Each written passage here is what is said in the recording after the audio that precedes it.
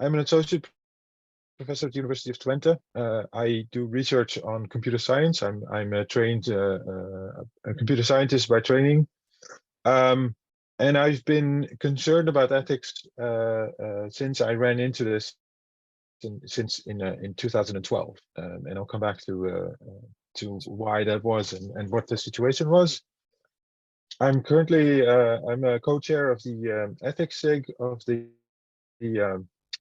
Forum of Incident Response and Security Teams. Developed a code of ethics there, and I'm currently a member of the ethics committee in the computer science department of the University of Twente.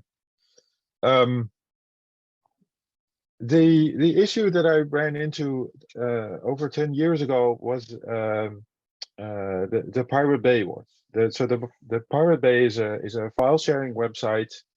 It provides users with information on using BitTorrent, peer-to-peer file sharing protocol, and there had been some legal developments in the Netherlands where the Copyright Agency of the Netherlands sued the internet service providers to block access to the website of the Pirate Bay.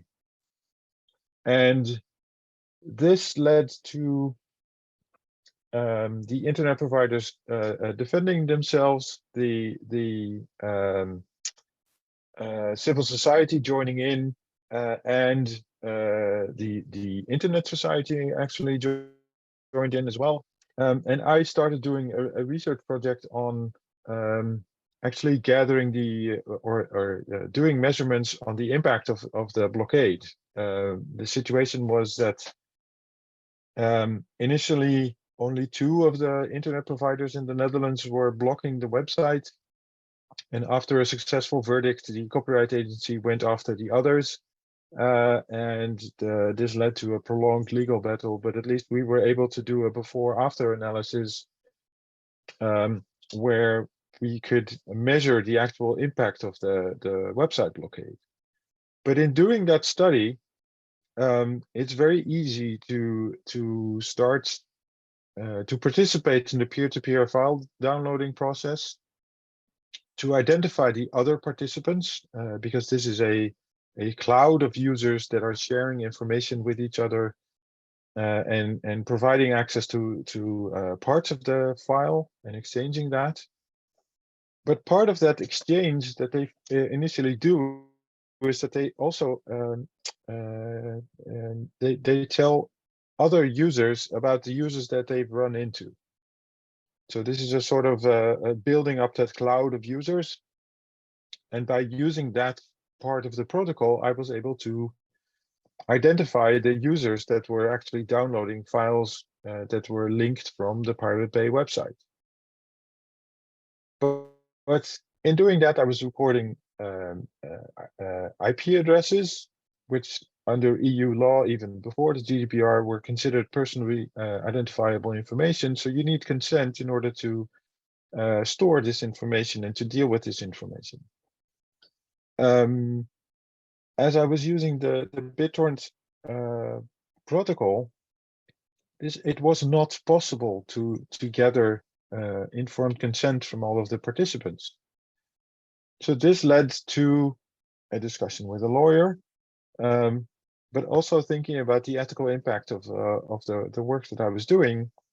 And as has been described by the previous speaker, especially 10 years ago, there was no existing ethics committee that I could go to discuss the way that I was doing my research.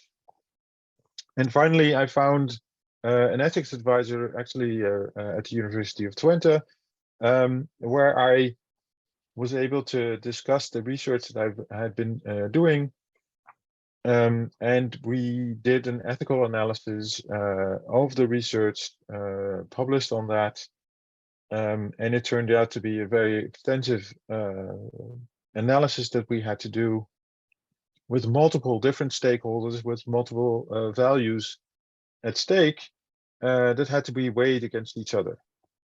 In the end, the the results are, if you're interested, the results are that there's no significant difference in this blocking. Unfortunately, the legal battle is still ongoing on this. Then if we go to, so this led me to start being more interested in ethics research.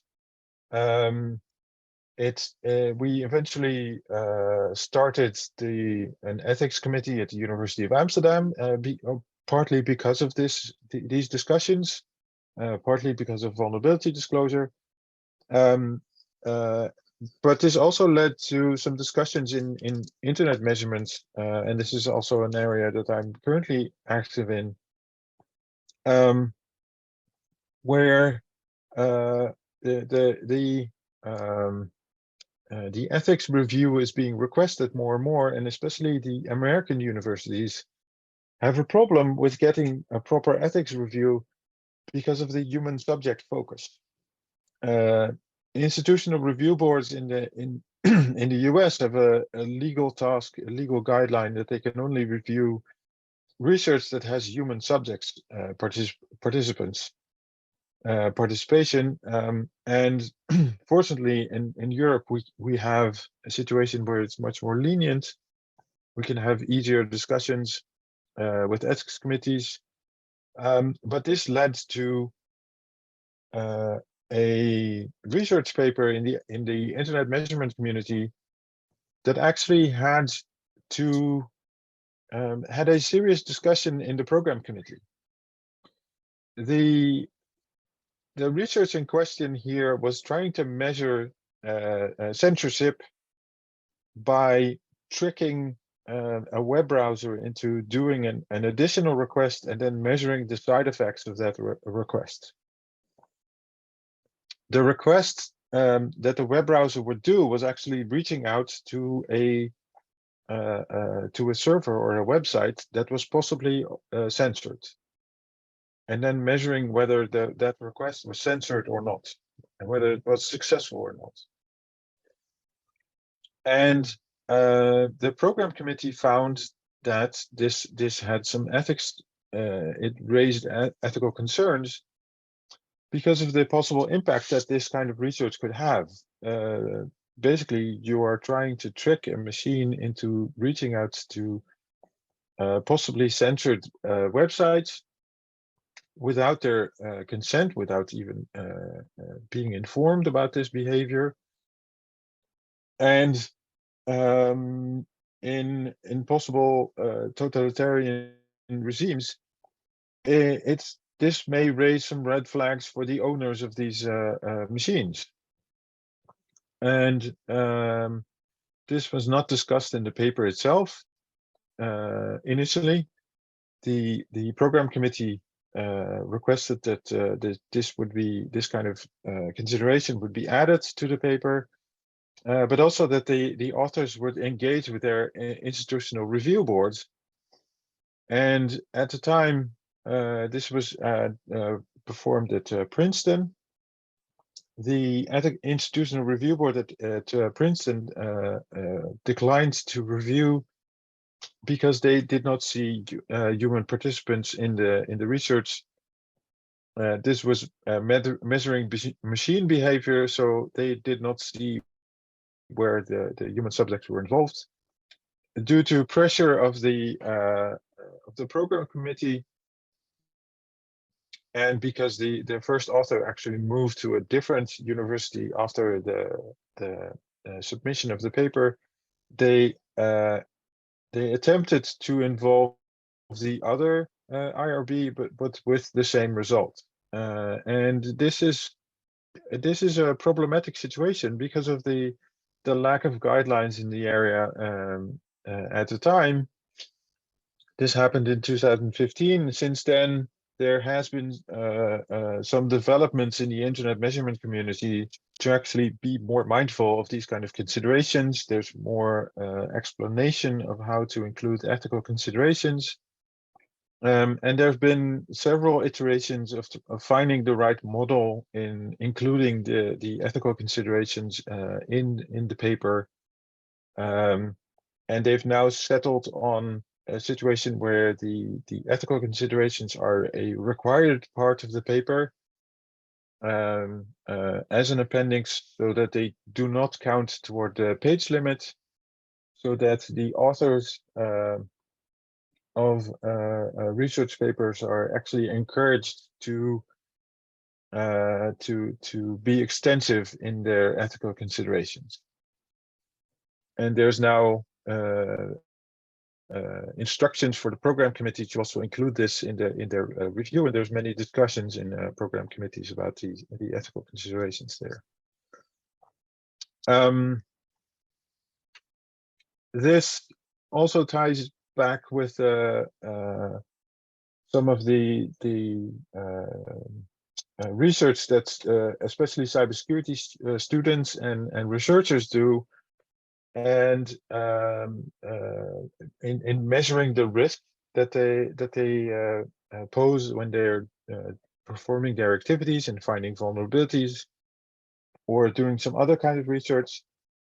And what we usually find is that the students and the cybersecurity researchers think that they're very actively engaging in finding vulnerabilities, that it looks extremely cool when they do it, and that they find many interesting things that they can be proud of and that they can then publish on or get a good grade on.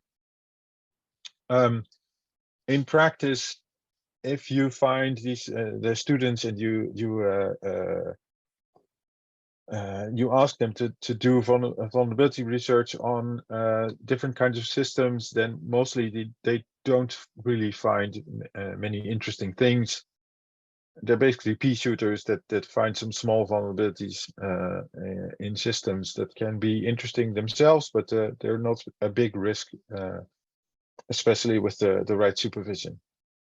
But what we found is that many of the administration, once you start talking about doing cybersecurity research, actively finding vulnerabilities, then that they feel that this is a big risk, and that these are serious computer hackers that are going to break kind of other systems, and that they're going to be very much responsible for all of the damages that are being caused. And unfortunately, even if they have a pea shooter, sometimes they can hit the system in the right spot and they can still cause some damage. What we found in the Netherlands, and in the Netherlands we have the fortunate situation that that we have a legal framework for vulnerability disclosure. And at the University of Twente, we are now actually developing an active policy for describing how we deal with the vulnerabilities, security vulnerabilities that we find ourselves, so that we explain how we will engage with owners and maintainers of systems to inform them about the vulnerabilities that they find, or the vulnerabilities in their systems, and the vulnerabilities that the researchers and students of the University of Twente find, so that they are aware of how we will inform them about these vulnerabilities, with the idea of making this a more predictable process, and that all of the participants are aware beforehand how this will develop and how this how this will eventually be disclosed to improve security for everyone. Finally, I would also like to call attention to one of the cases that we've seen in internet research, and this is the Facebook emotional contagion research, where short summary of the research that was done was that the Facebook system tried to filter and prioritize news messages or user messages, so the Facebook wall messages, by analyzing the emotional content, the emotional value of the content, and try to measure whether there was an effect based on positive or negative emotions on the posting behavior of the users. We know about this research because eventually university researchers were involved, but in this way, and they tried to publish, or they published actually on this research. The university researchers actually only contribute the analysis, so the methods on how to analyze the data, and they found they got back the results of the data, but they did not have access to the data themselves. Facebook did have access to this data, of course, but in this case also no ethics committee or institutional review board was involved because the data was not handled by the university researchers. So this was sort of an ethical washing that was done by Facebook or by the university researchers. And in this case, we know about this research because they published about it, and there was an outrage about this kind of research being done, and maybe rightly so. But the thing is, we know about this because there was an academic publication about it.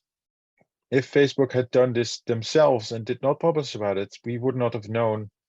And many of this kind of research is probably being performed on users all the time without the users knowing this. And yeah, whether this is a desirable situation or not, that's sort of a question at the moment. In the end, I'm going to skip this one in the interest of time. What I find is that in my experience, I've been trying to set up a network of ethics committees within the Netherlands. I've been involved in developing ethics committees in computer science at 2 different universities, and this has helped. And I also concur that having a national network or even an international network, European network between these ethics committees is very important, so that we have this similar standards, so that there's no ethics shopping, committee shopping for researchers. But this is also very much a developing field that we have to discover. The other thing I wanted to add is that the ethics committees that I have been involved in have always been very constructive towards researchers. And being constructive and interacting with researchers while they are preparing and filing their requests to ethics committees really helps in getting them interested and getting them having them feeling positive about doing this kind of review. Initially, there was people were very much afraid that this would be seen as a big hurdle, that we were controlling the research of researchers. But now that we've been doing this, and that we have actually we have the stance in the ethics committees that we try to enable research in an ethically acceptable way, so that we help researchers design their experiments in such a way that they're acceptable and that they're minimizing impact on stakeholders. And with that stance, you really see that researchers are open and much more excited about sharing their research designs and applications with the ethics committee.